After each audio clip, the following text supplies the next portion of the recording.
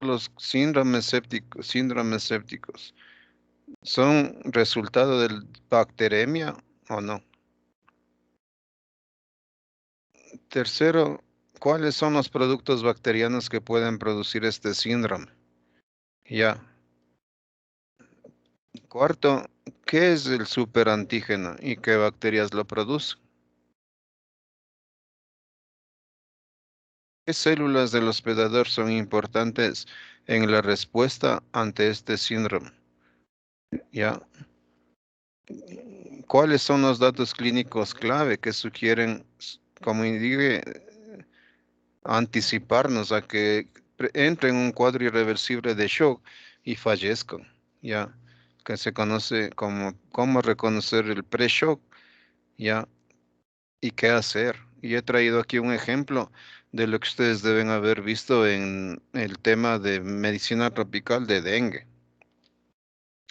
¿Y qué medidas terapéuticas se necesitan para aplicar en pacientes con este síndrome? Ya, esas son mis preguntas que a mí me interesó de acuerdo a la objetivo de esta clase que es para pregrado, identificar, no llevarles a la terapia intensiva, a la terapia intensiva cuando estén en el posgrado y hasta los hospitales, sino para estudiantes de pregrado, para tener esta visión amplia, ¿no es cierto? Y ya.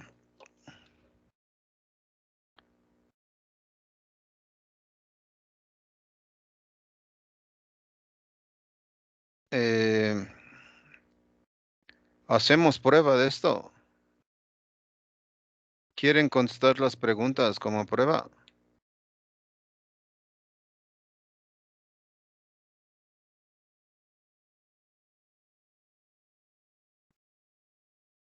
¿Aló?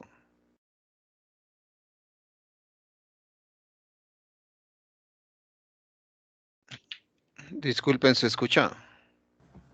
Sí, sí, Doc, sí se le escuchamos. Contesten como prueba en una hoja. Ya, Doc, y le enviamos a su correo. Sí. Ya.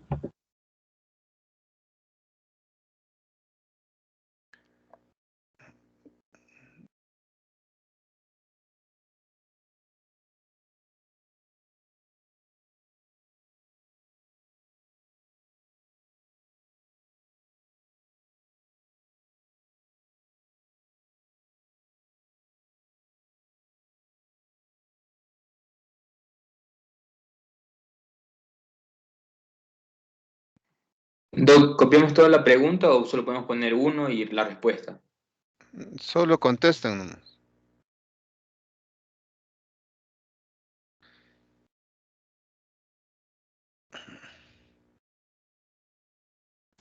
Doc, una pregunta, ¿lo hacemos en una hoja Word o a mano? A mano. Gracias, Doc.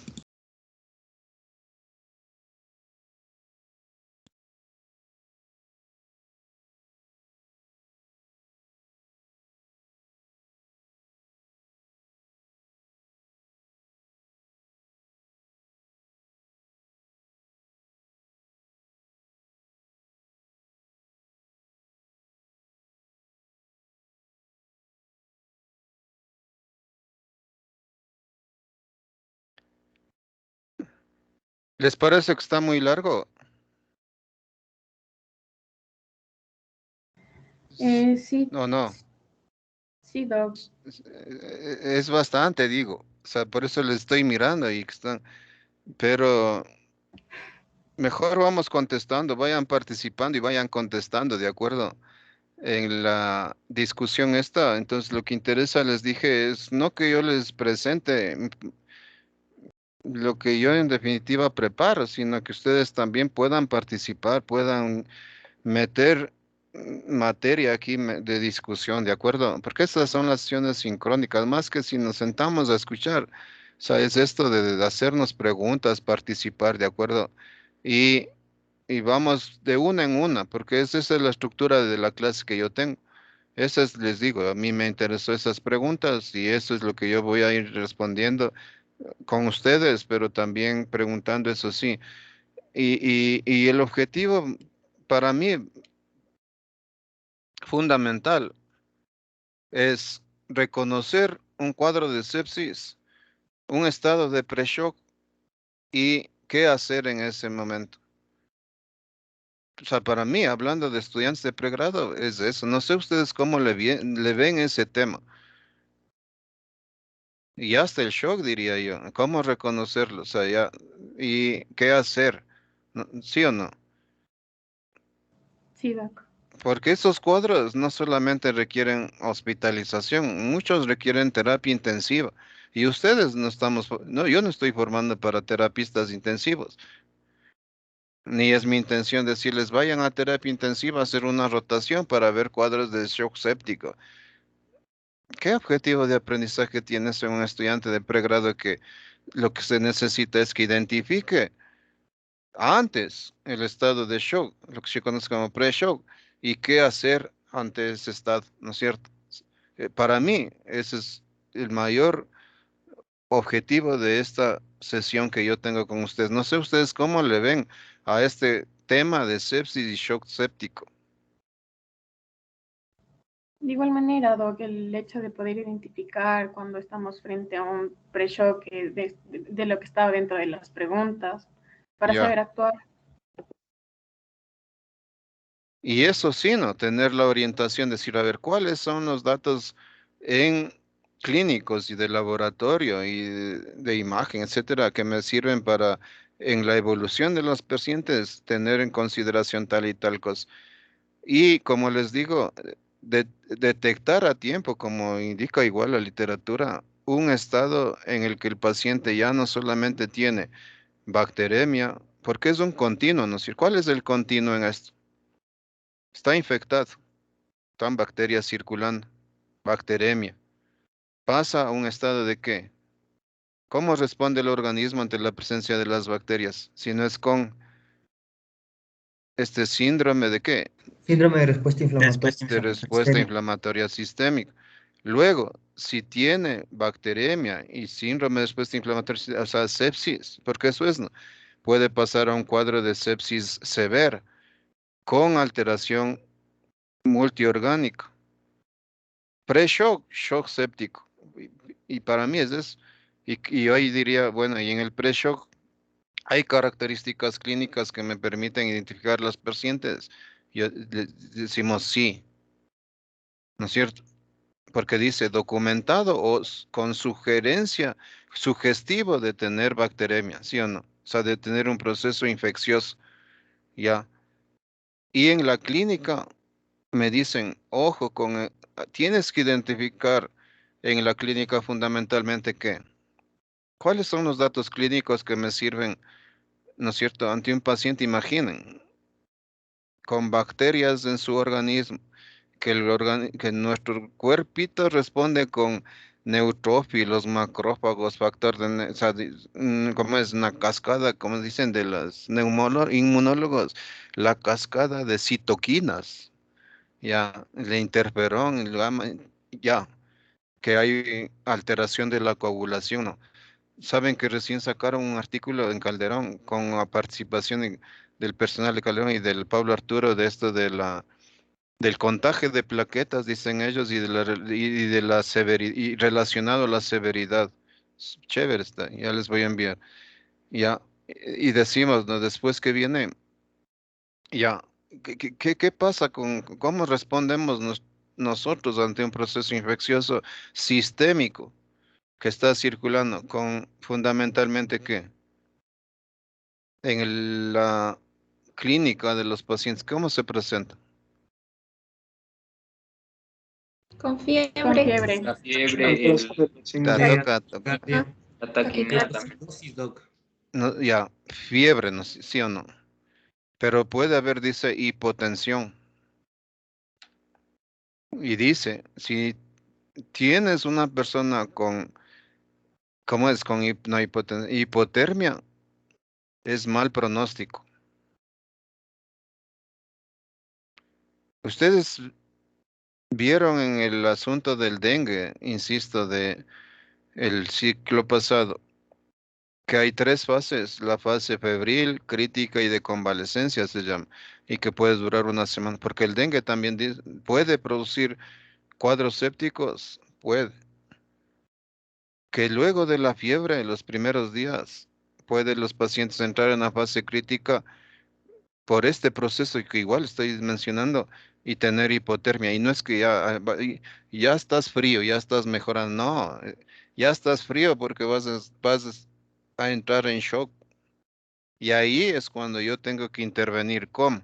Si en la primera fase hay fiebre, deshidratación, en la dengue, digo, e hipotermia, ¿no es cierto? ¿Qué es lo que caracteriza entonces fiebre o hipotermia? ¿Qué más? Cuando tenemos fiebre, qué es otro signo que tenemos?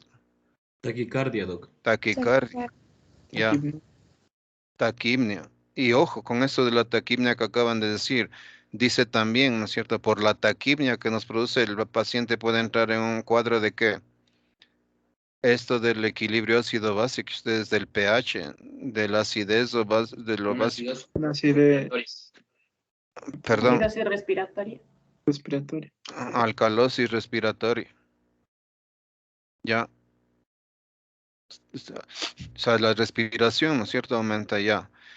Luego dice, ¿el pulso es débil o hay una disociación pulso-temperatura en algunas? Por ejemplo, en la leptospirosis también puede haber, o sea, en algunas bacterias que disocian esto, porque generalmente el pulso está acelerado, ¿no es cierto?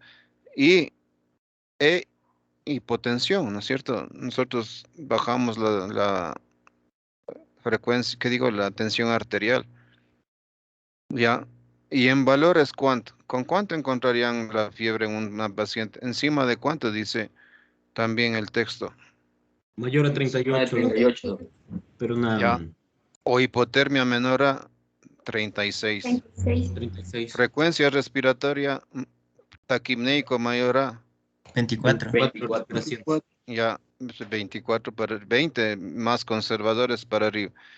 Y hipotenso, ¿a qué llamaríamos hipotenso? Menor a Ten- 90 de la sistólica. tensión arterial menor de 90. ¿Sí o no? Es en ese momento que yo traje el ejemplo del dengue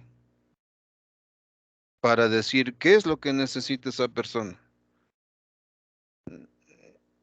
de urgencia.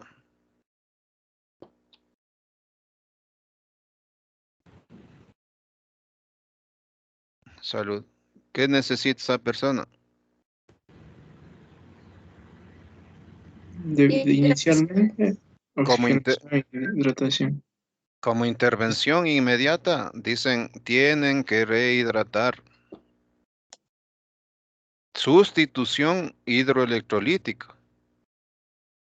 Ya, y ahí va a venir el ejercicio. No sé si ustedes tienen la guía, pero ahí que traemos el ejercicio, insisto, de esto o sea, del dengue. Deben haber visto dengue con y sin signos de alarma, etcétera. ¿De acuerdo?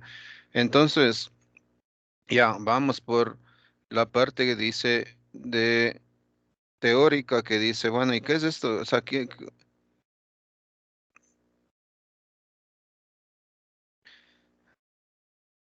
la importancia entonces es identificar los grados de severidad, porque amenaza la vida de los pacientes, ¿ya? Y la rápida intervención previene, como indica eso, en un shock irreversible, ¿sí o no? O sea, a nadie le va a gustar, excepto a los que les guste, eso sí, la terapia intensiva, etcétera, llegar a ese punto en que esa persona está ahí, ¿no es cierto? En el que hay una gran mortalidad. Más de la mitad de pacientes dicen, como nos está demostrando la COVID-19, no. Los pacientes que van a terapia intensiva, la mitad mueren. Ya, efecto benéfico de las vacunas, evitar la mortalidad, la complicación de casos graves, ¿no es cierto? Ya, entonces, esa es la importancia para mí. O sea, no decir qué hago ahí en ese momento. Ahí está el terapista, el intensivo, ya, ahí vaya a ir, pero está vivo. Mi obligación con ustedes es decir, logren que esa persona llegue a un hospital identificando precozmente un estado de pre-shock. Ya, mi objetivo es eso. Si no, eh, si no tenemos esa mirada, ¿no es cierto? Puede complicarse las personas en horas, no se diga, ¿no es cierto?, en sitios alejados y morir. Esto, ¿no es cierto?, se conoce desde mucho antes en esto de putrefacción o descomposición. Ya dije esto, no, me paso. Esto también ya dije, ¿sí o no? Que me estoy recordando, y no, que es una de las segundas causas de muerte en cuidados intensivos, la décima en muerte general. Y ya les dije esto, y yo estoy acordándome que ya les dije Ese cuadro sí. que el tratamiento adecuado antibiótico disminuye la mortalidad hasta en un 50%. O sea, para mí clave esa cosa. Ya, y yo he traído al final una tabla que pongo a consideración de ustedes también de lo que han leído y de lo que revisan, de cuáles son las opciones de tratamiento antibiótico empírico incluso, que nosotros tenemos y que se recomiendan para el tratamiento dependiendo del sitio en que yo sospecho que está el origen del problema. Y que mientras más severo es el cuadro, la mortalidad, como indica ahí a la derecha, se va duplicando. Porque eso es, ¿no? Es una persona que tiene la respuesta inflamatoria sistémica, 7% de mortalidad. Pero uno que pasa sepsis, más del doble. Uno que pasa sepsis severa, 20% y en shock, doble. Y de acuerdo, ese es un dato que tengo. De ahí el otro que tengo es que la mortalidad llega hasta el 60% según algunas, y depende del contexto también, ¿no? Lógicamente. No será lo mismo casuísticas americanas que las nuestras nacionales, ¿no es cierto? Incluso en lo nacional, de Quito, Guayaquil, Cuenca, con Esmeraldas. O sea, mi pobre provincia, porque me siento ya más esmeraldeño que quiteño, de chuta, es triste. Y dentro de Esmeraldas no será lo mismo la ciudad que el norte de Esmeraldas, ya, donde hay el acceso muy limitado y sobre todo también la formación médica. O sea, esto de cuáles son las medidas inmediatas que yo debo adoptar para llevarle a mi paciente del norte de Esmeraldas a Esmeraldas o de Esmeraldas a Quito, ¿no es cierto? Y que es un problema serio, no solamente en pacientes adultos, sino en pediátricos, miren ustedes ahí. Eso sí es otro tema, ¿no? Eso sí les dejo a los pediatras en su curso de pediatría. Sepsis bacteriana del recién nacido. Ya, segunda causa de defunción en menores de un año. Aquí está, de un año. Y en niños, la tercera, sepsis bacteriana aquí, contándonos más que recién nacidos. Y en total, el exceso de defunciones que hemos tenido por esta pandemia, que es una catástrofe, más de 70.000 defunciones en exceso, ya. Una de las causas, sí, la COVID, pero no han desaparecido las infectocontagiosas. Aquí yo puse esto para decirles, sí, la COVID en los últimos 2 años, pero aquí está la influenza y neumonía todavía, pues compañeros. Y no sé si ustedes han escuchado, ¿no? ¿Cómo se le dicen ahora? Flurona. Ya, no hay que alarmarse, pues ya la influenza también ya está circulando. Ya, cosa que recomiendan también, ¿no? Ojo, vacúnense, sobre todo la población más vulnerable para la influenza también, para la gripe, pero está terrible, ¿no? O sea, no sé, y acá al lado que era, aquí abajo dice infección del sistema urinario, ya, también veremos IBU aquí. Entonces, las infectocontagiosas siguen, ¿no? O sea, entre las principales causas de muerte en nuestro país. 18 millones de casos al año tengo yo, 300 a medio millón en los gringos. ¿Ustedes tienen algún dato en Ecuador? No sé, en la población general, por hospitales, ¿alguien tiene algún dato Pero este problema es una de las principales causas de muerte en hospitales, en terapia intensiva, más del doble, segunda causa de muerte. Ya, y no queremos que los pacientes no sean identificados y tengan este problema. Ahí está. Hasta el 60% pueden fallecer, ya, si no se identifica y se actúa rápido. Y el síndrome de sepsis entonces no es sino, ¿no es cierto?, la respuesta inflamatoria sistémica a productos bacterianos, ya. Y que no solamente puede ser productos bacterianos, decimos, también puede ser causas virales como el dengue, virus tipo 1 al 4, micosis como la cándida, enfermedades no infecciosas como pancreatitis o el trauma severa, ¿no?, que pueden causar este síndrome de respuesta inflamatoria sistémica. Otra definición es el sepsis severa, se llaman, ¿cierto? ¿Y qué es sepsis severa? Sino el síndrome de respuesta inflamatoria más por los productos bacterianos asociada a disfunción orgánica, ¿ya? Y luego de ese viene el shock.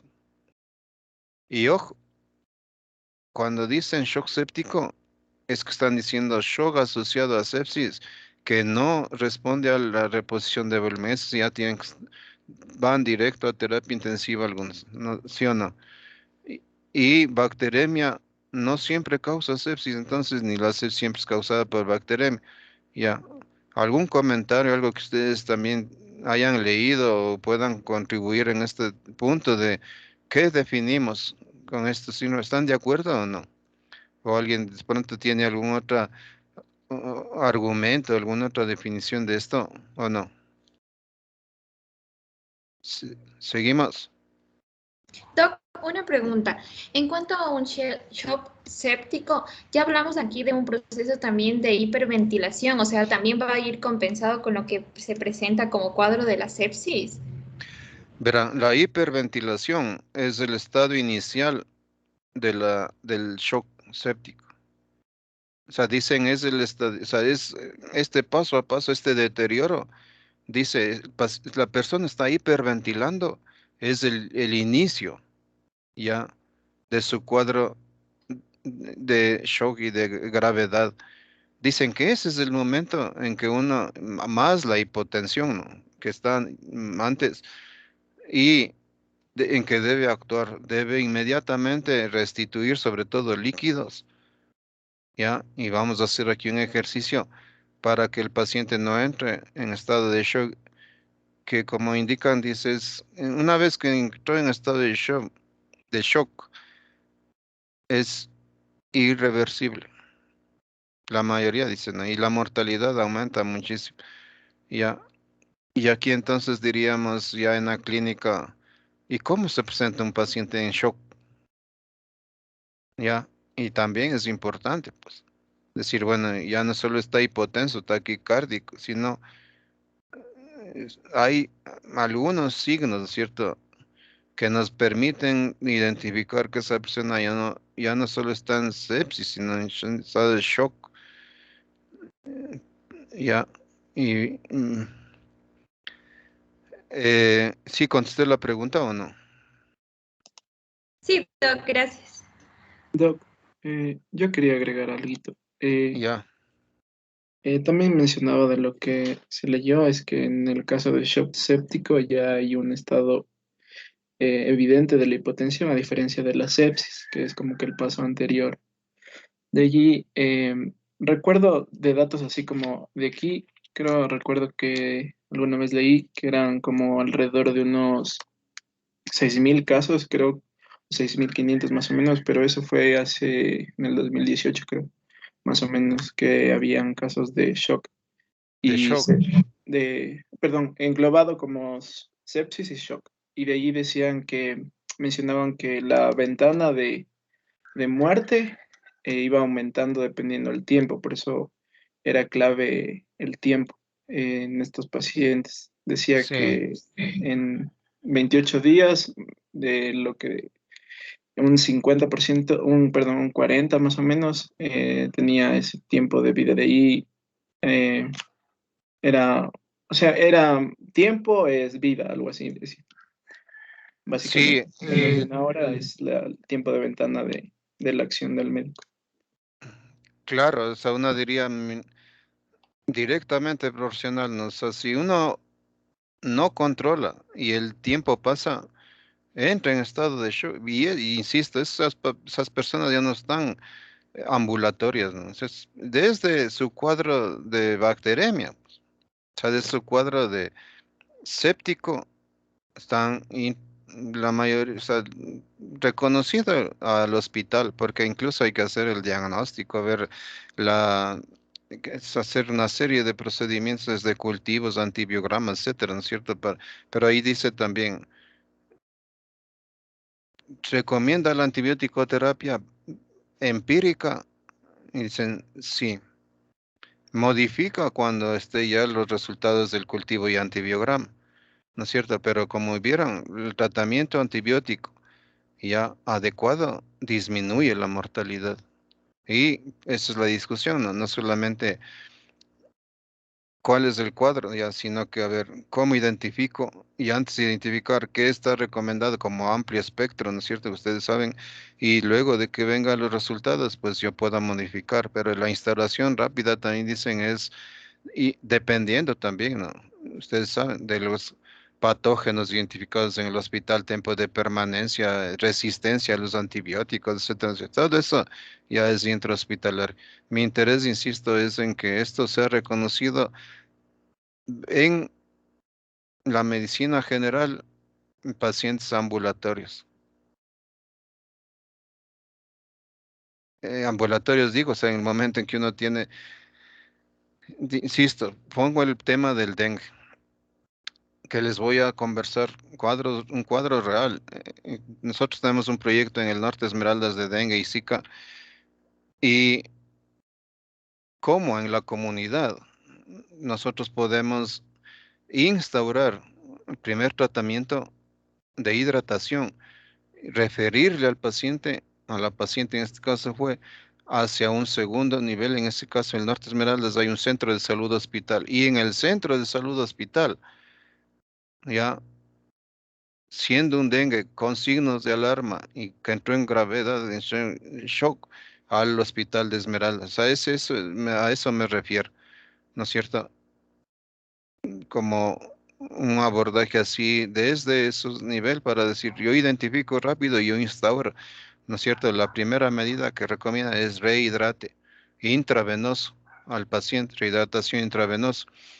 Entonces después hay una respuesta, como decimos, inmune innata, ¿no es cierto? Más alteración de la hay una coagulación intravascular diseminada y respuesta a antígenos, anticuerpos, producción de citoquinas, insistimos, de antígenos de memoria que pueden reconocer a través de su mecanismo, ¿no es cierto?, de células T y interleuquinas, un- un- un- una respuesta inflamatoria sistémica.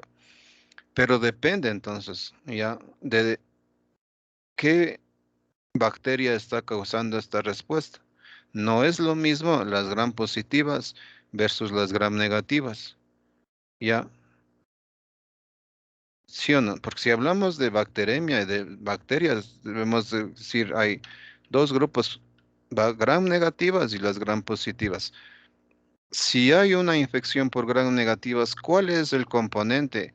¿Cuál es la explicación fisiopatológica de, ante la presencia, digo, de una gram negativa, tener esta respuesta inflamatoria sistémica? ¿Cuál es el compuesto, cuál es la estructura de la gram negativa que produce este cuadro, que se le conoce como endotoxina? Los lipopolisacáridos, Doc. Ya, ¿puede explicar un poco más de eso?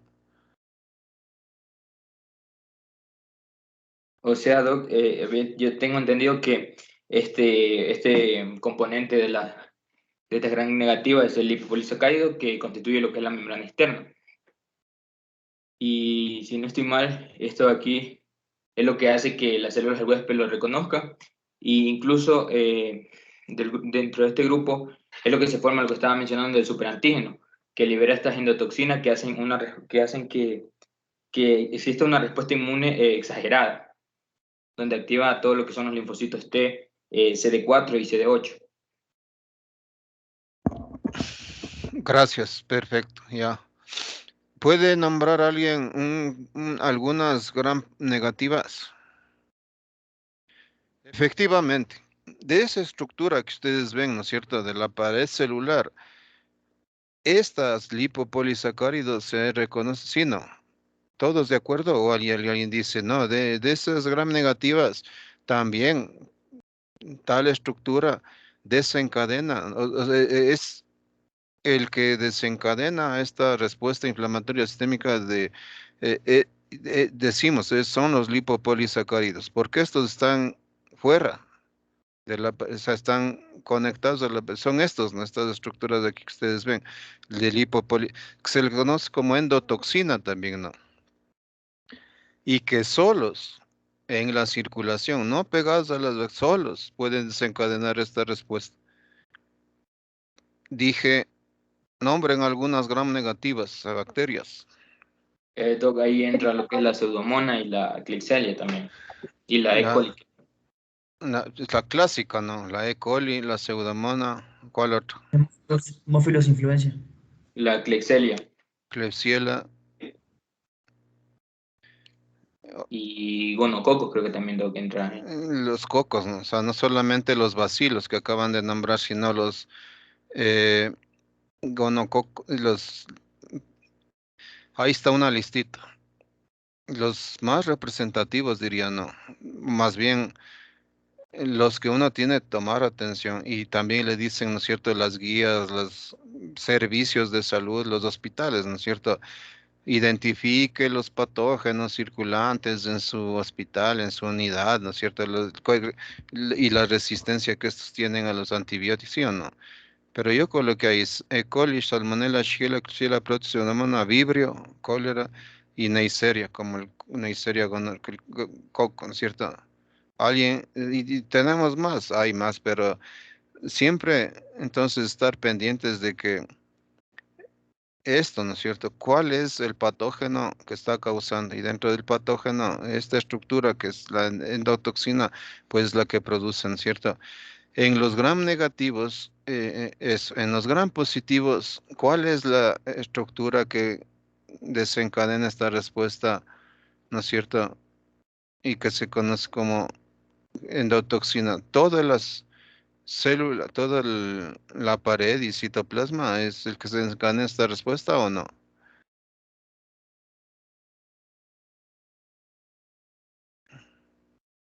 O sea, ¿cuáles son las endotoxinas ahí? Toda la gram positiva en este caso, pared, citoplasma, todo. Están ahí nombrados. Es el péptido glictano y el ácido lipoteicoico, sobre todo dicen, ¿cierto?, que se les conoce como endotoxinas. Nombren algunas gram positivas. Están en la piel. El estafilo. Ahí en Streptococcus, ¿no? Estafilo, Streptococcus. Ya, streptococo, estafilococo, ahí también traje bacilo, corinebacterium, listeria y lactobacillus. Ya. Y en esto, entonces, en la patogénesis, dice, es importante entonces que uno tome en cuenta esto porque la estructura, ¿no es cierto?, en las gram negativas, los liposarcos, es la endotoxina que sola, aquí está, puede producir el síndrome y, y se encuentra en la circulación y que esta se correlaciona con la severidad del cuadro. Ya, en las gram negativas, positivas, ¿no es cierto?, son los peptidoglicanes y el ácido lipoteicoico como endotoxinas, pero entonces, esto de la pregunta, ¿qué iban a responder en el superantígeno? ¿Cuál de estas dos es superantígeno? ¿Gram positivo o gram negativo? ¿Cuál tiene? ¿Y qué es el superantígeno? Ya. De lo que Adelante. yo recuerdo, el superantígeno es más correspondiente del estafilococo, del estafilococo aureus, y que básicamente es como, bueno, yo lo tenía en mente como un switch que se prende rápidamente para activar a los linfocitos T, y por lo tanto es característico del estafilococcus aureus y que a su vez desencadena más rápido un shock séptico a diferencia de las gram negativas. Sí, ese, pero no solo el estafilococo aureus, entonces son exotoxinas propias de, ahí están dos, el estafilococo aureus y el streptococcus pyogenes, y que se les nombra, ¿no? Por las siglas en este SST1 y SPA, ya. El uno es síndrome de shock tóxico por la toxina 1 y la exotoxina A en el streptococcus pyogenes. Se denominan superantígenos, ya, estos productos bacterianos, ¿sí o no? Ya, que desencadenan con macrófagos, etcétera, la respuesta inflamatoria de células T, ¿de acuerdo? Eso se le conoce como superantígeno y es la importancia de decir, bueno, ¿y cuál es la que está causando este problema? Y viene esa explicación, ¿no es cierto?, de que no solo estos productos bacterianos, sino la misma, o sea, es decir, no solo la respuesta es la que se encadena inflamación, alteración de la coagulación, sino el mismo patógeno puede desencadenar activación del complemento, como dice aquí, ante la presencia de estas exotoxinas, endotoxinas o superantígenos de la pared. Ya en el caso de las gram negativas, los lipopolisacáridos, y esto de aquí, que es voy a colocar, eh, este es la respuesta, entonces, ahí está el láser de este engranaje, ¿no es cierto?, de neutrófilos, macrófagos, citoquinas, ahí están las principales, dice la literatura 1, 6, 8, 10, factor necrosis tumoral, que altera el endotelio, ¿no? El endotelio, entonces, ¿no es cierto?, con este proceso inflamatorio ya produce extravasación de líquido, ya, por estas alteraciones en que también interviene, ahí está el óxido nítrico y daño. Y ese daño entonces puede, con toda esa cascada, tener una injuria, coagulación intravascular diseminada, shock, daño orgánico, shock irreversible, falla multiorgánica, muerte. Ya, entonces es un continuo, ¿no?, que si yo no identifico ya rápidamente que el paciente está deteriorándose y no actúa, ya, porque, ¿por qué la rehidratación es importante en estos procesos? ¿Por qué tengo que saber rehidratar a un paciente de manera ya no bioral, ¿no?, ya intravenoso? ¿Qué hace la rehidratación? Controlar la bulimia, doc, tal vez. Uno, ¿cierto? Controlar la bulimia. No, que no deteriore el paciente en un cuadro, ¿no es cierto?, ya de shock irreversible, insistimos. ¿Qué más? ¿Qué hace una vez que usted restaura la bulimia? ¿Por qué en esta misma pandemia, una de las cosas importantes es tome líquidos, descanse e hidrátense, tenga ahí al lado uno de esos galones, uno de esos tachos de agua de 4 o 5 litros y déle eso todo el día, porque ¿qué hace el agua en ese espacio vascular que ustedes están viendo allá arriba a la izquierda? ¿Qué hará el agua? ¿Diluye o no? O sea, para mí diluye y elimina, pues, ¿o no? No estarán en la sangre todas estas interleuquinas, los virus, no, más que las interleuquinas, no diluirá los factores de respuesta inflamatoria y no se eliminarán por la orina. No, Sí, doc. se eliminan, pues. O sea, y si yo elimino, a más de que estoy preservando el estado hemodinámico, ¿sí o no? Ayuda pues a que se eliminen, ¿no es cierto? Hasta que el señora vaya al hospital, pues. Es medio lógico, ¿no? Ya, ¿cómo reconocemos qué manifestaciones clínicas hay? Entonces, principalmente dicen fiebre, alta en primer estadio una bacteremia, pero ojo, si tiene hipotermia es de mal pronóstico. Ya, porque está ya en esa fase entrando al pre-shock y al shock, ya te fuiste, ¿no es cierto? Fiebre. Tomemos bien la temperatura, no solo con un adecuado aparato electrónico, ¿no es cierto? Digital, sino no solo en la frente, sino en la oreja. Va ahí adentro, ya fidedigno, más, o sea, ya. Si han visto ahora, ¿no? Tomar la temperatura en los centros comerciales, por ahí donde va uno, está de chiste. Si han visto, si han salido, le cogen ese aparato, ni le acercan, solo le señalan, como que le tapan, ¿no? Le tapan y hechos los que dicen, ya, pase, pase. Carnet de vacunación, aquí está, tenga mi carnet de vacunación. Ni le leen. Cédula, ¿qué tiempo para estar mirando cédula y carnet de vacunación? Coincide. Vean hacia Malit, solo voy, compro una agua y me voy. Pase, pase. Ya si tienes cambio hemodinámico, taquicárdico, ahí dice, excepto la disociación pulso-temperatura. Normalmente cuando nos da fiebre, nos ponemos taquicárdicos, ¿sí o no? Pero dicen algunos ahí, en la fiebre tifoidea y en la brucelosis y en la leptospirosis, ahí está disociación, pulso-temperatura. O sea, más fiebre, menos frecuencia cardíaca. Ese, ahí está, hipotenso. Si falla en revertirlo, daño orgánico irreversible y muerte. Así es, claro. Ya, ¿y cuánto dijimos? ¿Cómo era? ¿Cuánto era de hipotenso? Sistólica Menos de menor a 90. 90. No, Ya, aquí. Ahí está 90. No está 90. Está en 80. Cada 10 van. ¿No? Ya, entre 80 y 100, ahí está la 90.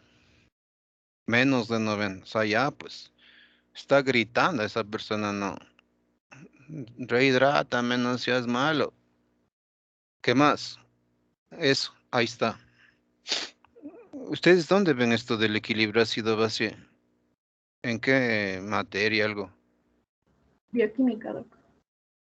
Sí, Ah, y también Neumo. en nefro. claro, pues los nefrólogos. Y cuenten un poquito que ahí dice, entra en alcalosis respiratoria ya por inicialmente, porque hay hiperventilación. Y reconocer eso, ¿no es cierto? Inmediatamente es crítico. Y ese es el estado de presión, así tengo yo. Y si no se recupera esa persona, entra en acidosis metabólica e incrementa la muerte.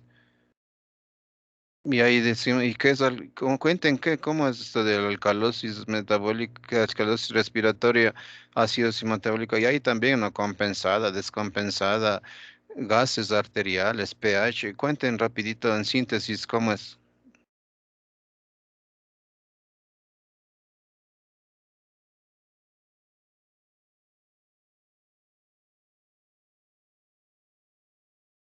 O sea, Doc, ahí lo primero que nos menciona que dice que puede dar una alcalosis respiratoria es por lo mismo la hiperventilación que hace que el cuerpo elimine bastante CO2, entonces ese disminuye y ahí se produce lo que es la causa respiratoria.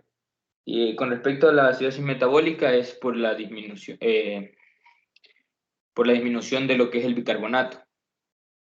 Y lo que mencionaba de que si es compensada o no compensada, eso depende de que, por ejemplo, si es una acidosis metabólica donde está disminuido el bicarbonato, el cuerpo de manera compensatoria va a hacer que ese CO2 también disminuya. Doc, Sí, adelante.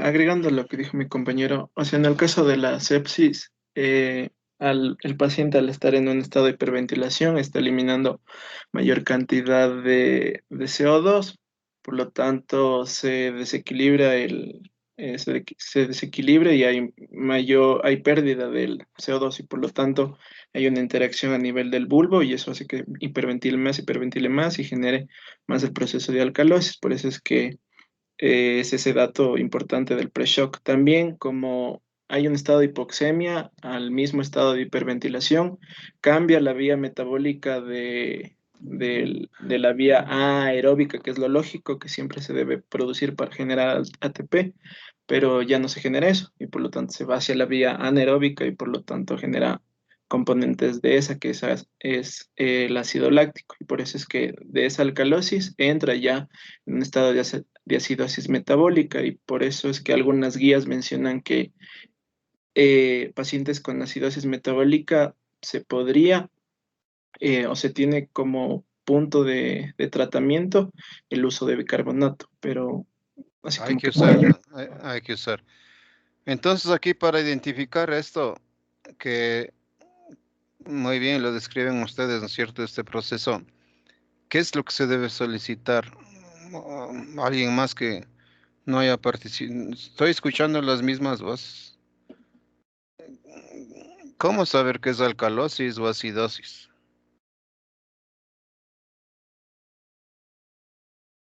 Con gasometría, Doc. Y con prueba ¿Por, renal también. por qué? Porque ahí se puede medir lo que es el bicarbonato y el CO2. ¿Cuándo es alcalosis y cuándo es acidosis? Eso depende del pH, Doc. Cuando está por Por eso. encima de 7, a ver, el pH normal, el rango va de 7,35 a 7,45. Por encima de 7,45 es alcalosis y por debajo es de 7,35 es acidosis. ¿No es cierto? ¿Y qué más deberíamos tener? Eh, Gases arteriales, ¿no es cierto? Para determinar esto, pero y en el seguimiento ya pues de los pacientes. Pero lo que yo coloco aquí, ¿no es cierto? Decir, bueno, y si, como siempre decimos, yo siempre pongo ese ejemplo, no tienes laboratorio. O sea, no hay en el hospital donde yo estoy para medir el pH, no, nada. Estoy ahí, pero es la clínica, ¿no es cierto? ¿Sí o no? O sea, hiperventilación por la hipoxemia que tiene. Pero, y ese entonces es un estado de pre-shock. ¿Sí están de acuerdo o no? El paciente está hiperventilando. Sí, no. Sí, Sí, Doc. el Sí, famoso patrón Sí, de Doc. respiración de Kussmaul también es importante y, clínicamente. y ya. Entonces, error en el tratamiento. Hiperventilación ocurre tempranamente, ahí está. La hipoxia y el síndrome de distrés respiratorio con en la RX puede haber ya edema pulmonar. Eso tengo. Entonces, fiebre, ¿no es cierto? Diagnóstico inicial difícil, sí, pero estos hallazgos clínicos sirven para instaurar las primeras medidas. Y las importantes ahí he puesto fiebre, taquicardia, hipertensión y bacteremia, documentada o sugestiva, dicen. Hasta que se documente, tendremos que actuar. Exámenes diagnósticos rápidos para determinar cuál patógeno produce, ¿no es cierto? Y esto de que les cuento, trombocitopenia y consumo de fibrinógeno. Ustedes han escuchado del dímero D, etcétera. Ahora mismo en la pandemia, que es importante, ya aumenta el gasto cardíaco por la hipotensión, reduce la resistencia vascular y sugieren el diagnóstico. Y en esto de la trombocitopenia, les cuento, ahora mismo salió por esto de la COVID. No, por la sepsis y la relación con trombocitopenia, o sea, con cantidad de plaquetas, ¿ya? Y que sería un marcador para el grado de severidad de los pacientes a nivel ya hospitalario. Eh, Ahí está lo que dijimos, ¿no? Lo que faltaría es ahí esa parte de, bueno, ya con escalofrío, letargia, lesiones hemorrágicas, ¿no es cierto? Y la sepsis temprana, entonces, pH más de 7,45, como decimos, y la PaCO2 menos de 32. En la biometría, sí, menos de 4.000 por milímetro, más de 12 y en banda más del 10%. Ya, pero la clínica, si uno va encima de los gases, ¿no es cierto? Dice, hay que actuar. Y en el diagnóstico, entonces ya en los laboratorios lo que sugieren, ¿no? 2 hemocultivos, urocultivos, cultivos después, si el paciente tiene anomalias de NRX, biometría hemática completa con plaquetas, ahí está, estadios de coagulación, fibrina, dímero D, consumo de fibrina y gases arteriales y metabólicos. Ya eso es hospitalario, ¿no? Cada 2, 4 horas, etcétera, para ver la evolución de los pacientes. Y aquí está. En síntesis, entonces, un proceso infeccioso con bacteremia aquí, ¿no es cierto? Conlleva un cuadro de síndrome de respuesta inflamatoria sistémica. Tenemos ahí los datos también. Y sepsis, entonces, con bacteremia o sospecha, sepsis severa, daño orgánico, hipotensión, lactato más de 4 milimol y shock. No queremos que entren en shock. Ya, que vaya a su sepsis, sí, pero si yo instauro aquí, ¿no es cierto? Ya con la hipotensión, ya está severo, y le remito, ya estoy salvando la vida de los pacientes. Sí, y el tratamiento antibiótico. Lo que hay que considerar en el tratamiento antibiótico empírico es que una vez que se realicen los exámenes de diagnóstico de hemocultivos, ¿qué digo? Urocultivos, cultivos de CDP, hay que instaurar, ¿no es cierto?, un tratamiento antibiótico empírico, recomendado, ¿no? Y reajustar de acuerdo ya a los resultados y a la sensibilidad de antibióticos, etcétera, ¿no es cierto? Ahí está. Expanda el volumen inmediatamente con solución salina o lactato de Ringer. Sí. Interconsulte al cirujano si sospecha de sepsis intraabdominal o fascitis necrotizante. Ya. Quiero referirme entonces a esto. ¿Qué es esto de expandir el volumen? ¿No es cierto? ¿Y con cuánto? En estados de estos de hipotensión aquí, ya, menos de 90. Y para eso les pregunto,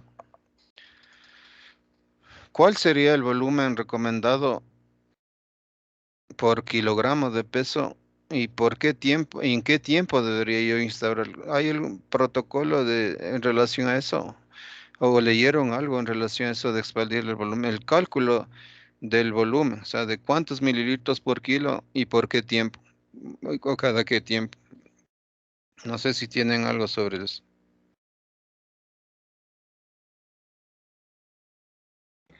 Doc, de lo que recuerdo es de acuerdo al peso y la talla de la paciente para poder rehidratarle. Recuerdo que, no recuerdo bien la cantidad que es el tope con la que se puede rehidratar, pero sé que se puede hacer en las 24 horas del día. Pero ya voy a investigar cuál es el tope, porque sí hay un tope, que no se puede dar más. Ya. Depende, dice, del tamaño, ¿cómo es? Del peso y de la talla. Sí, Doc, porque se debe calcular el volumen corporal total. Del volumen corporal total, ya. ¿Cómo haría? ¿Tiene usted alguna guía, algunos datos sobre eso? Porque yo no quiero con esto solo pensar en, ya abordamos este tema teóricamente y ¿qué es esto de expandir el volumen? ¿Cómo, con cuánto? ¿O hay algún ejemplo, algún modelo para eso? Entonces usted coloca ahí de acuerdo, o sea, dice cuáles los kilogramos de peso que tiene cuáles las características en términos de peso, talla, para volumen, para calcular por masa corporal, yo diría no es necesario. Peso sí, porque tengo que calcular mililitros por kilo. ¿Hay alguna recomendación, algo que me diga alguien que ante un paciente adulto, coloquemos, esto es para adultos, pediatría, ustedes tienen otra materia, esto es para adultos, en un adulto con hipotensión, con este cuadro que estamos a describir, sospechoso, en dengue, insisto, porque yo vi dengue y dije, ya, entonces ya como ya vieron dengue, van a recordar algo, ¿no? En un paciente con dengue con signos de alarma hipotenso, vomita, no puede darle, y en todos estos cuadros es intravenoso. ¿Cómo restituyo el volumen? ¿Cuál es recomendación? Doc, ¿no es una hidratación oral de 20 ml por kilogramo en 24 horas? Oral, dice. Sí. No. Ay, intravenoso, perdón. No.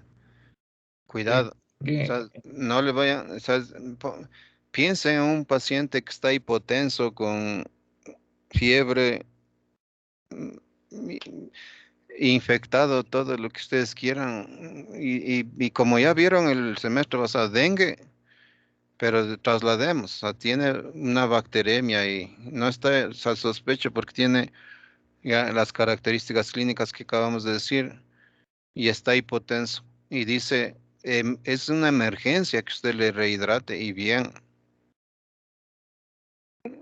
¿Cuánto le doy de solución salina por kilogramo de peso? Por 24 horas, no, es emergente. Yo debo calcular el volumen por kilo por hora. Y en los cuadros de shock, de 15 a 30 minutos es la recomendación. Evalúe. No recuperado, lo mismo, 1 hora, 2 horas, 4 horas, 6 horas. O sea, pongámonos en este caso emergente. ¿Cuánto le damos de volumen? de lo que me enseñaron en parásito, en dengue, se daba la primera hora 10 ml de solución salina 0,9 en 1 hora. Y si hay mejoría, ya bajaba de 5 a 7 ml, pero esta vez se daba de 2 a 3 horas. Ese era en dengue. Pero de No, ahí, no. Eso era en dengue, claro, pero es no solamente en dengue, digo. Doc, Esa dosis que usted acaba de mencionar servirá para una persona con sepsis severo, es decir, tiene un proceso infeccioso, no sabemos si es dengue, pero tiene fiebre, sí me siguen, fiebre, taquicardia, hipotensión, sí, sí o no. O sea, en ese cuadro, ya, doc, chuta, be- disculpe, no solamente es para el dengue, digo yo. O sea, me sirve para restituir, ¿no es cierto?, la bulimia en un paciente crítico, digamos así, ¿no es cierto? Ya, porque ustedes en la comunidad o fuera de los hospitales que tienen diagnóstico rápido, no saben, pues, si la fiebre es por dengue. Ya puede ser por el mismo coronavirus, puede ser por su salmonelosis, por su shigelosis, lo que sea, ¿de acuerdo? Y está hipotenso, está a menos de 90 milímetros de mercurio, está taquicárdico ya. El cuadro que acabamos de describir, sí. Y usted propone entonces, dice, a ver, 10 mililitros por kilogramo de peso ¿en qué tiempo? Por hora. no, por hora. Discutamos eso. Y luego dice, le evalúo. Hay mejora del estado general, bajo a 5 a 7 mililitros por kilo por hora. ¿Sí o no? Así, discutamos. Metan cuchara en esto.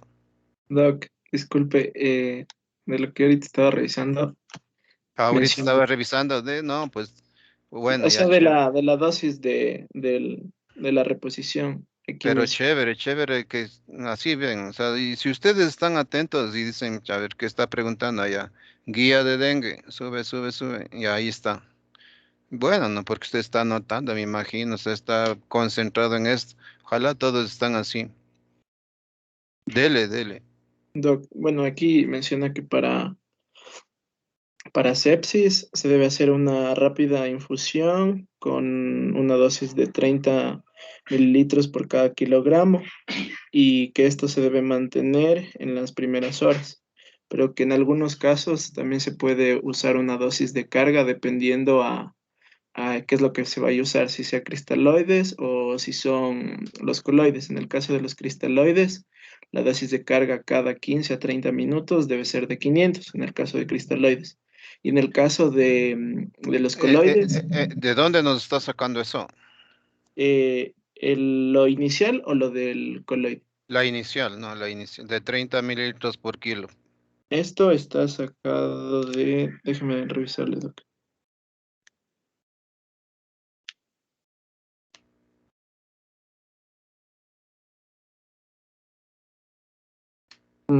Dice que es de un artículo del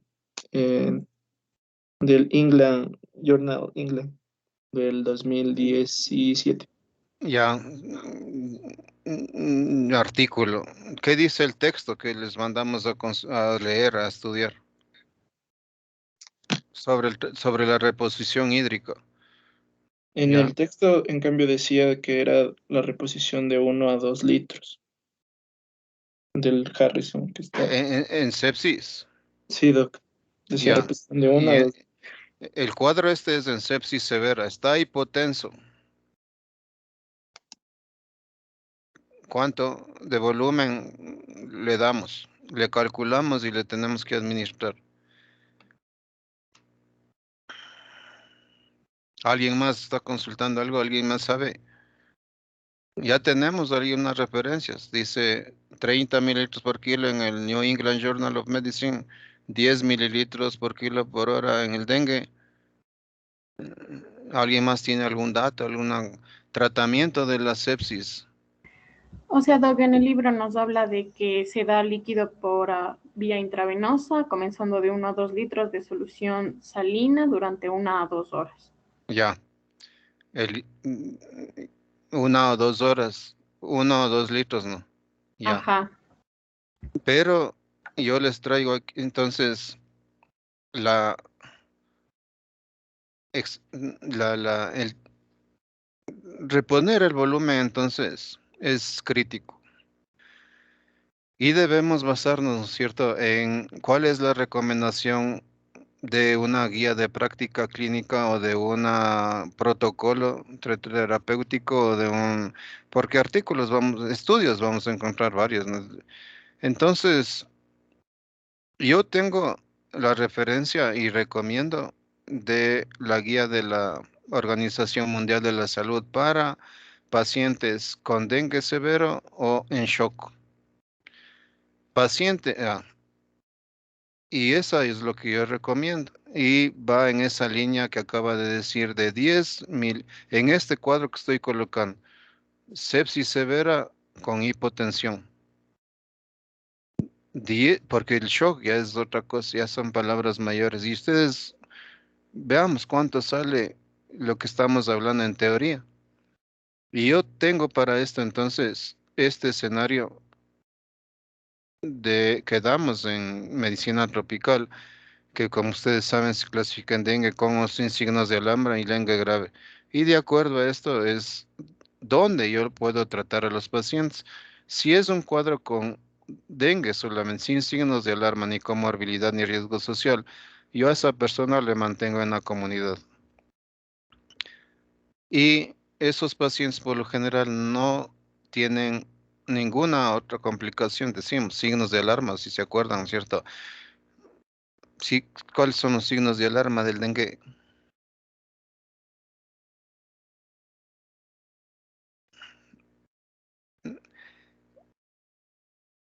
Doc, Porque ahí si, era dolor abdominal que era intenso y continuo, me parece. También vómito que es persistente, acumulación de líquidos. Creo que también había, ahí se habló del sangrado de las mucosas. sí, hepatomegalia, 2 centímetros, puede estar obnubilado, ya los pacientes se obnubilan. Signo de alarma. Prueba del torniquete positivo es un signo de alarma. Y esos no deben estar en esa comunidad. Esos que vemos nosotros y que les tenemos en la comunidad tienen dengue, pero no tienen signos de alarma.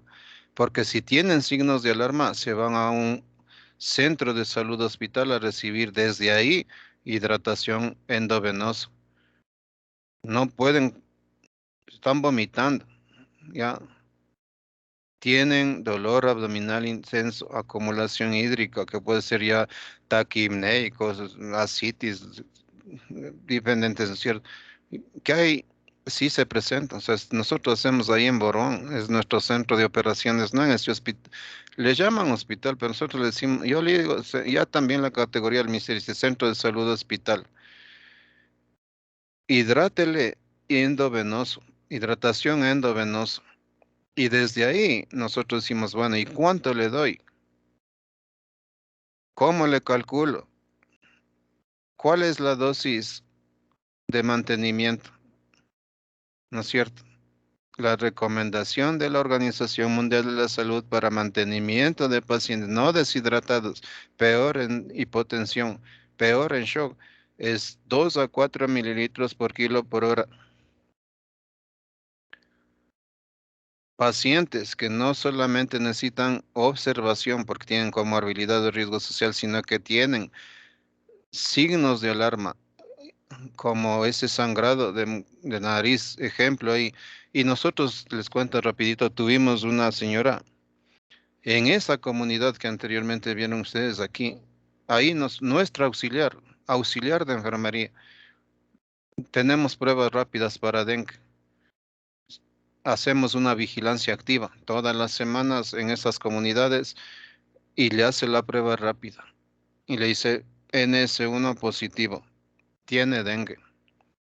Y luego en esa comunidad la persona empieza con esto, con sangrado nasal. Ya, signo de alarma, signo de alarma. La fiebre a Borbón, el que ustedes vieron, de Borbón. Dijeron esto no es para centro de salud, sino para el hospital de Esmeraldas. Ah, Esmeraldas. Entonces, para mí, o sea, la utilidad de esto es decir, bueno, ¿y qué hago? O sea, que ya puedo, ya sé lo que tengo que buscar, ya. Cuando voy a los hospitales me preocuparé, ¿no? De decir, ¿y cómo era? ¿Qué signos, qué síntomas nomás teníamos que buscar? Ah, ya, estos tiene, sí, ya no, practico, ¿no es cierto? Y reconozco rápido. Pero eso me sirve, debe servirme para tomar decisiones, no para tener solamente un eh, manejo así teórico, ¿no? Del problema.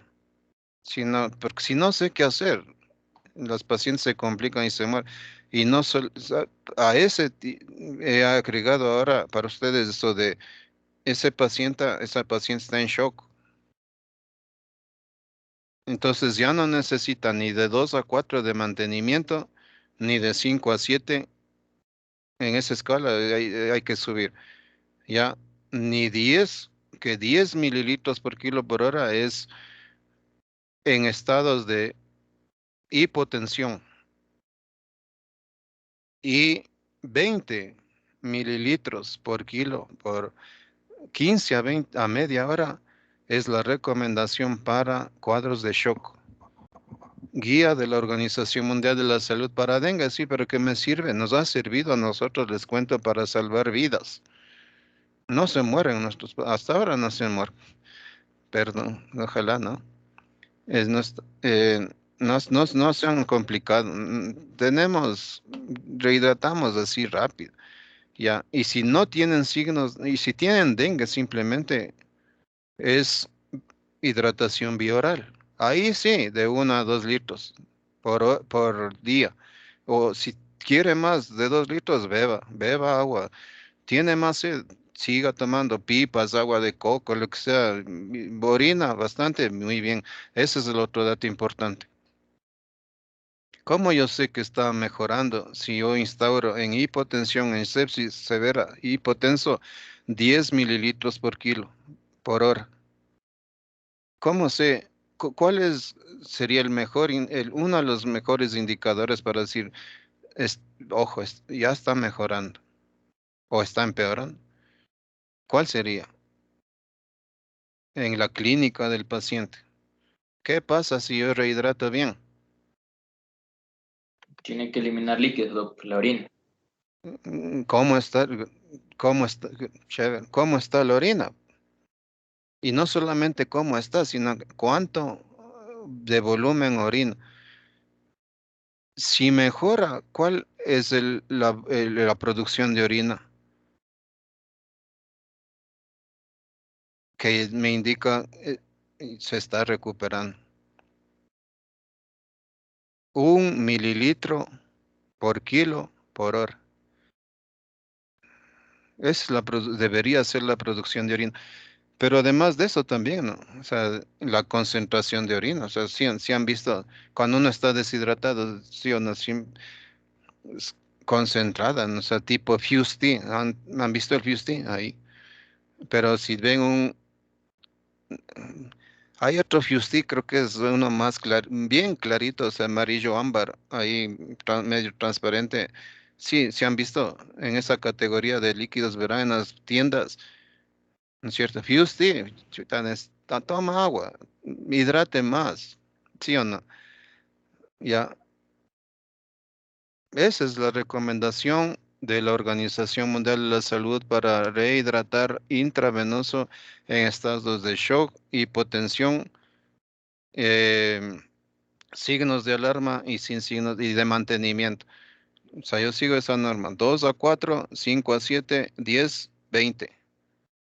El ejercicio que les acabo de poner, paciente con sepsis e hipotenso, y 10 mililitros por kilo por hora. Pero veamos qué significa eso. ¿Quién me puede? Hagan el ejercicio. Ustedes están ahí en esa comunidad, ahí, siendo su rural.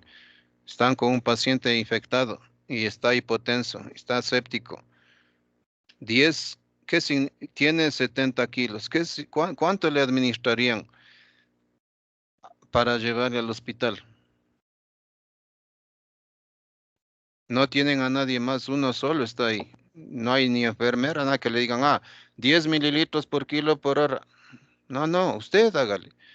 10 mililitros por kilo por hora y el paciente tiene ¿cuánto? 70 kilos. Ya. La pregunta es, ¿cuál es el goteo por minuto para esa persona?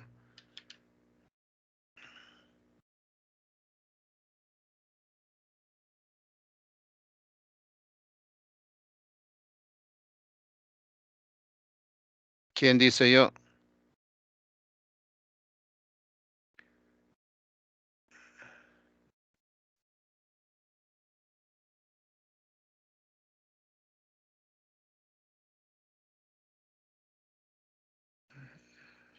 Ya.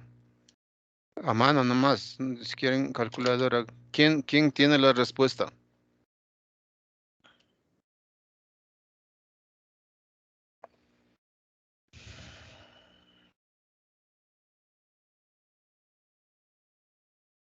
¿Qué significa 10 mililitros por kilo por hora? Paciente de 70 kilos.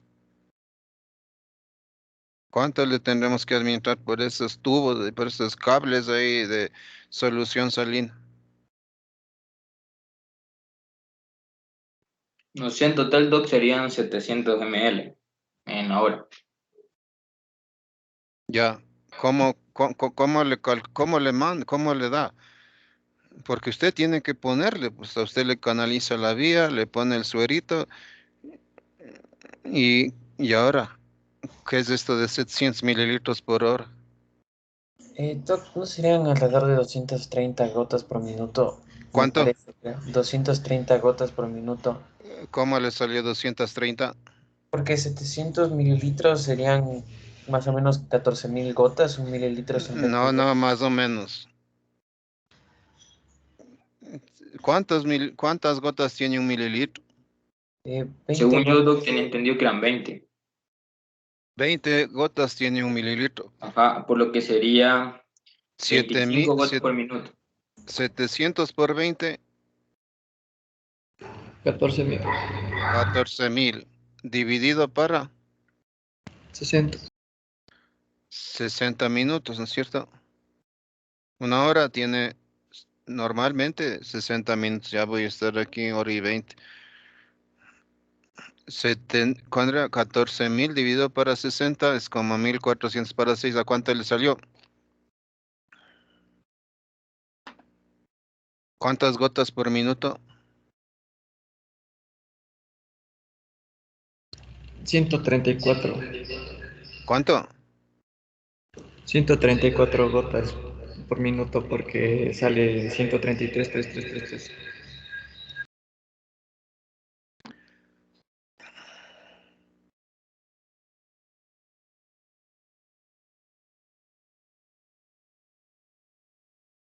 ¿Todos tienen esa respuesta? Nada. No.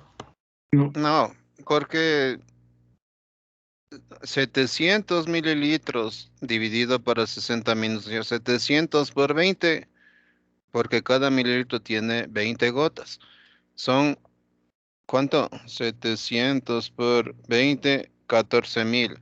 Dividido para 60 minutos, 233 gotas minuto. ¿Sí o no?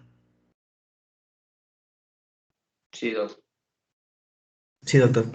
Todos de acuerdo, ya. Sí, doctor. Cuando ustedes vayan al hospital, miren a qué goteo está cayendo lo que estén ahí administrando. S- ¿Se imaginan lo que es 233 gotas minuto? O sea, yo con el reloj, o sea, abro la llave y tengo que contar 230 ya, por minuto. Es bastante, ¿no? ¿O no? Bien bastante. Multipliquen por 2 en estado de shock. ¿Son cuánto? 460 gotas por minuto. En shock, a veces no se necesita solo una vía, sino dos. O sea, está con un brazo aquí y usted tiene que ir en el otro brazo otra vía, ¿sí o no? En shock. Yo tuve una vez una paciente que entró en shock, ¿saben por qué? Porque dio a luz, pues, multípara, tercer guagua, buenas pelvis, parto normal. Vamos, nace un niño macrosómico, normal, pero grandote. Y le desgarró, no les miento, desde el cuello, la pared vaginal hasta lo bajo. Nace el bebé, tenga ahí pediatra, yo veía y era así como haber abierto una llave. Cheta, es desesperante. Es una paciente chocada. Ustedes no han visto, no, ojalá que no vean. Que en pre-shock sí, ojalá den para que administren 233 gotas minuto, que a ver que vean eso en vivo y en directo, en blanco y negro. Medio balde de sangre, las piernas, ¿no? Que está así, pa, caía la un. Y empezó con disvariarlas, señor. Se empezó a hablar de un montón de, la chuta, la una que estaban con vía, ¿no? Mantenimiento. A la enfermera, la desesperación de uno, pues. Otra vía, ya no solo solución salina, ya expansores plasmáticos de Mancel, ya pues interno, ¿no es cierto? Los residentes ahí en el fondo durmiendo. Abro, chuta, y vi el corte ahí. Vino el residente y todo. ¿Qué te pasa? Chuta, hermano. ¿Qué ves? Preparan el quirófano. Siga, abra las llaves, las dos. Y así es, en shock. Alguien podrá calcular 430 gotas por minuto. Si es solamente así le deja abierto. 230 por hora ya, pues ya de donde estoy hablando al Hospital del Sur de Esmeralda, al Hospital Sur que se llama, hay 2 horas y media. Va a llegar vivo con esa hidratación, 10 mililitros por kilo por hora. 230 gotas minuto. 30 mililitros por kilo por hora ya me parece muy alto eso. No, no está recomendado. Yo diría no, 10, shock 20. La guía del 2019 de la Organización Mundial de la Salud tiene un lindo descripción de paso a paso. Está en inglés, pero es entendible. Signos vitales, oxígeno, hidratación, así. Y en show, de 15 a 30 minutos. O sea, no es ni 400, no, o sea, es más todavía. ¿Ya? ¿Sí o no? Porque ahí no es por horas, es por 15 a 30 minutos. Evalúa la hora.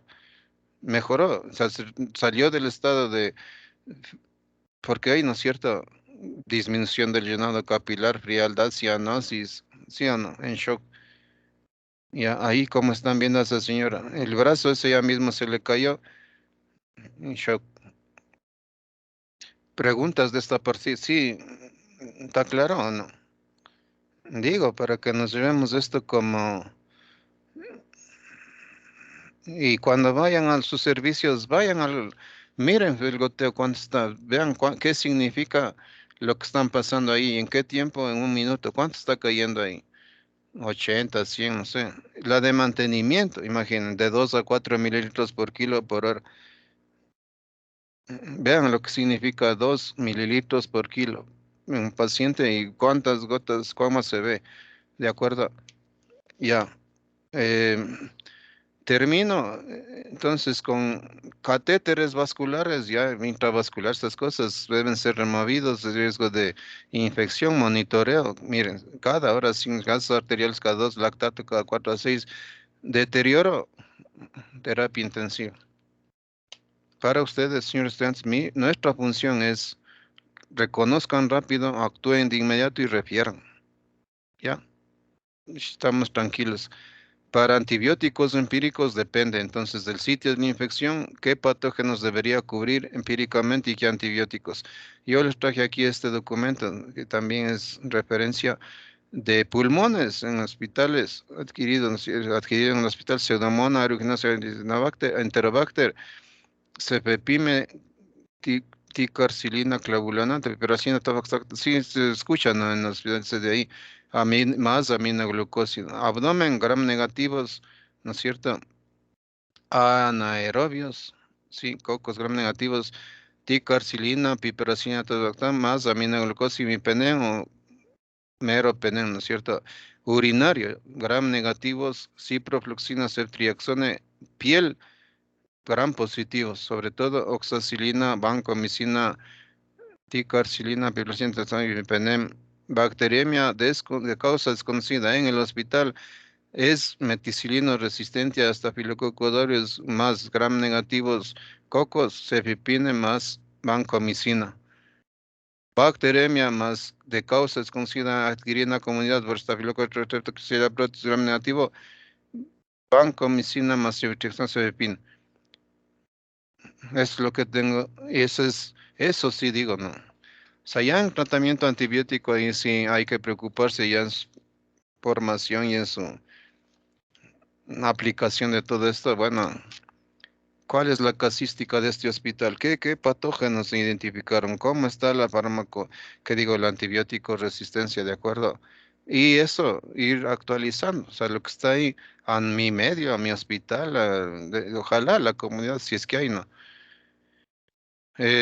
Terapias coadyuvantes como antiinflamatorios, anticuerpos monoclonales para endotoxinas o anticuerpos para fracción necrosumoral de Goyoy, para antagonistas de interleuquina 1, corticoides, no han mostrado, hay estudios, sí, no, ni de largo para ver qué más corticoides a dosis bajas, o ahora mismo en la pandemia, ¿no? O sea, los corticoides están sirviendo mucho en pacientes críticos, ya en terapia intensiva, ya, y para proteína C reactiva, muy caro, bueno, esto ya cuestión de posgrado, ya, gracias. ¿Preguntas?